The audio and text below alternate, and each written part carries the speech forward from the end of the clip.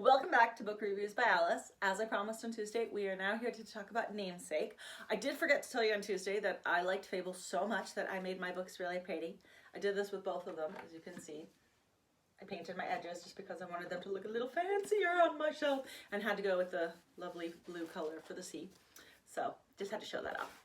But yeah, today we're back to talk about Namesake, and as you can see by my review, I love Namesake so much. It was 4.5 out of 5.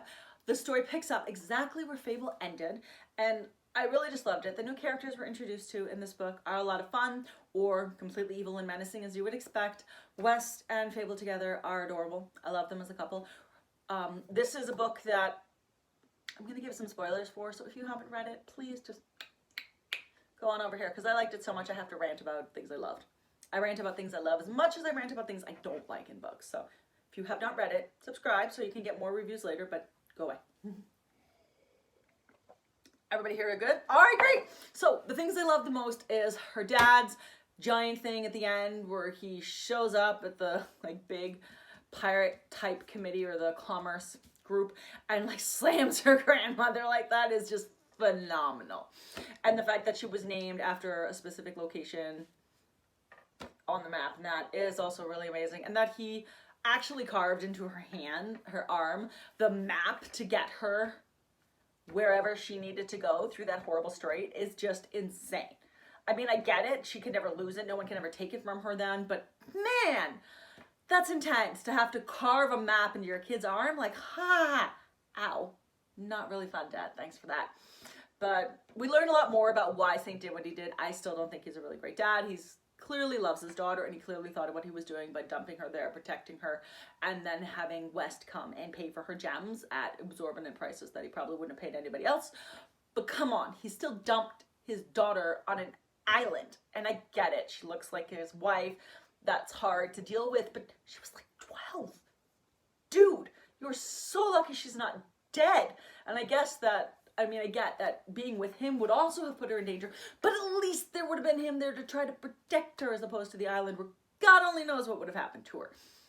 So that kind of irks me a little bit. I don't like when dads abandon their kids. It's just not cool. Or when all the parents end up abandoning somebody.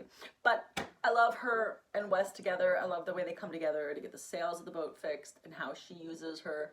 They find out about her gem magic and they use it as a way to profit from it in order to make things better for all of them, which I completely love. And I think that the idea of her and West running the boat together just entertains me to no end. And I think it's just a delightful story. And honestly, I didn't think I would like a book about sea life and pirates so much, but yeah, I did. It was a whole lot of fun, and it surprised me how much it was. So normally with my fantasy, I want a ton of magic. I want, everybody often adventures in that, but the whole sea aspect is not really something I'm typically a big fan of.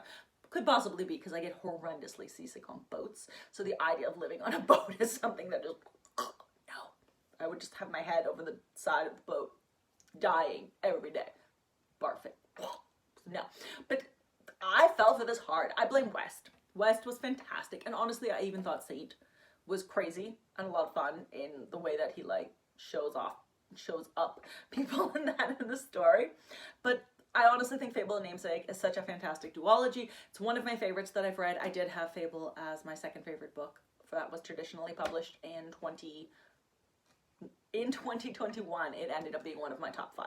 So yeah, if you have not read it, you absolutely should, if you're brave enough to stick around for this review. And if you have, you understand my love of the books because they are just fun and phenomenal and different, and it's sometimes nice when you find something different. So yeah, if you're a fan of fantasy, drop me some recommendations in the comments that you think are different, that aren't your typical fantasy with medieval settings in your own world and that. Drop me something that's a little bit off. There's a bunch of other ones I've read that are completely out there. Updraft for one, where people live in bone houses that grow kind of stuff. I do read really out there things sometimes. I just thought that this one was so much fun.